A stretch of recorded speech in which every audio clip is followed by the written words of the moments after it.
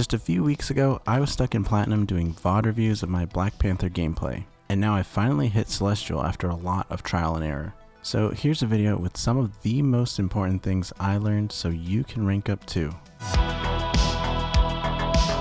Although everyone's different in how they approach climbing competitive and getting better at Marvel Rivals, there are some things that pretty much everyone needs to be aware of if they hope to get better. This video is going to contain 3 tips with explanations on how I personally got through each rank. I'm also going to do my best to explain why I'm giving these tips out with some nuance so you aren't just blindly following tips without understanding them. Most of my climb I did solo, but I did have some duo games and even a couple trio games in there. If you like to play with a duo or a team, these tips also apply to each and every person in your group.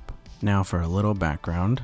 Up until mid-platinum, I was pretty much coasting in Season 0, playing Black Panther and whatever else I wanted, filling as Luna or Magneto in between. I would say the middle of Plat to low diamond is where my quote-unquote natural skill level dropped me off, because after that I started having difficulties playing the game the way I was playing it, and the things I was doing just weren't working anymore. Most games I was simply picking Black Panther and trying my best to make it work. I would only switch if it was doing really badly. This was when I started doing VOD reviews of my games that I was doing badly in, and since the replay system in Marvel Rivals is so good, it was super easy to go over my mistakes and learn a thing or two about what I was doing wrong on Black Panther, for most games. There was only one problem with this approach of reviewing my VODs. I wasn't really considering that Black Panther wasn't a good pick into their team comp. And I know this seems like a super obvious thing to do, but I've reviewed more than just my own games and I see this trend way more often than not, especially if the players are below Grandmaster. So with that explanation, I give you tip number 1 and the thing that got me from Platinum to Diamond: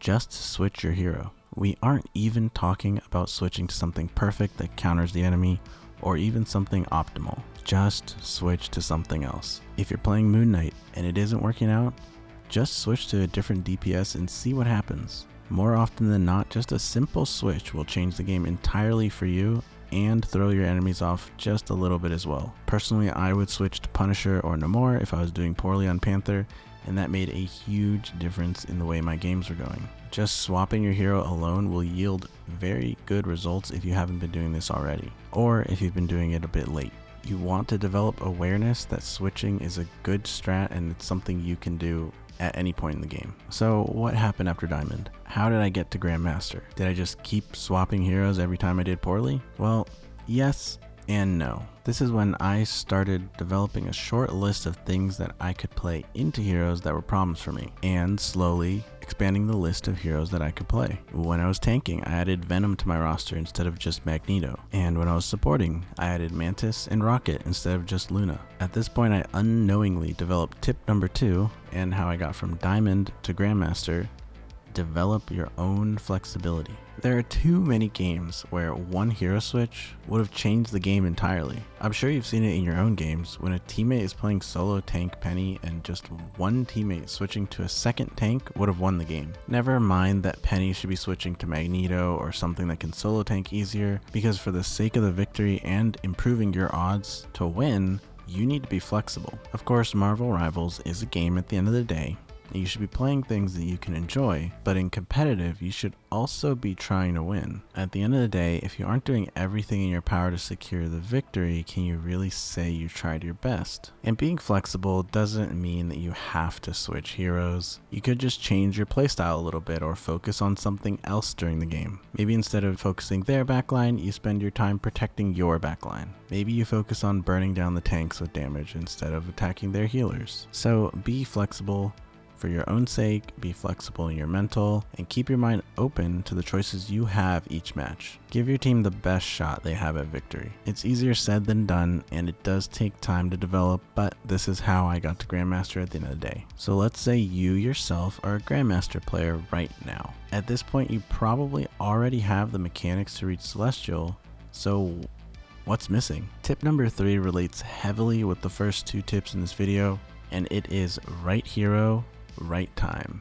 So far, you should have the mindset of switching heroes when they don't work well, and you've become more flexible in what you can play. Now you have to focus on picking the right hero in the right situation in order to give your team the best chance at winning. Not only that, you will have situations where you actually might have to coordinate your picks with your team. In Grandmaster, most people will have the ability to flex multiple heroes within their role, but they might not realize when they should be swapping or what they should be swapping to. It's the team's job as a whole, and by extension your job, to guide your team into the right picks for the current situation. No, this doesn't mean you spam your teammates in chat or voice until they switch, but you should be encouraging teams to swap when they need to. For example, if the enemy team is playing Venom and Spider-Man, you might want to suggest that your team picks Luna or Namor to help take care of it. If the enemy team has Hawkeye and Hela and double shield, maybe you suggest that your team plays Dive to disrupt them. And sometimes your teammates will do this by themselves. They are also in Grandmaster. But you need to be aware that not every game is going to be that easy, and people are going to have trouble knowing when to switch. This is also when you really start learning things about the game and how to secure victories. For me personally, this part was really fun to learn because I was able to suggest a hero pick or two to my team and it would instantly lead to us winning. It almost felt like before I learned this, I was playing the game on hard mode. And just to be clear, you won't always be right in your calls for team switches or hero switches, but that's part of learning and getting better as well, which will be necessary if you actually plan on making it to Celestial. And that's it. I'm gonna leave the video there for tips. There's a lot more I could say and give you guys topics on what I could cover, but I'll have to put that in another video. There's just too much to cover right here, right now. Let me know in the comments if you think there's a big tip that you learned in your climb, or if you disagree with any of my tips and advice. If you liked the video, drop it a like and subscribe if you thought it was helpful. I stream at 10 p.m. Eastern time on twitch.tv if you guys want to ask me any questions or just hang out. I'll see you guys next time.